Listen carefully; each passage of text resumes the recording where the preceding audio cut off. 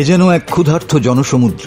রাফার ত্রাণ বিতরণ কেন্দ্রে এক প্যাকেট ত্রাণের আশায় ছুটছে হাজার হাজার ফিলিস্তিনি, কেউ হেঁটে, কেউ ঘোড়ায় চড়ে। কারো মুখে ক্ষুধা, কারো চোখে আশার ঝিলিক, কিন্তু অপেক্ষায় ছিল মৃত্যু।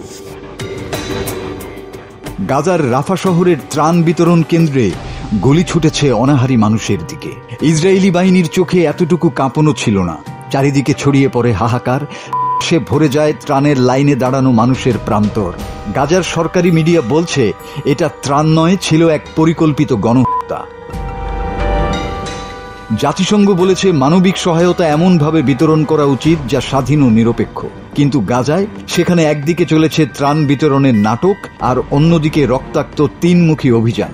আইডিএফ নিজেই প্রকাশ করেছে বিতরণ কেন্দ্রের ফুটেজ। তাদের ভাষ্য, পরিস্থিতি বিশৃঙ্খল হওয়ায় ফাঁকা গুলি ছোড়া হয়, কিন্তু ফাঁকা গুলিতেই কেন লাশ পড়ে?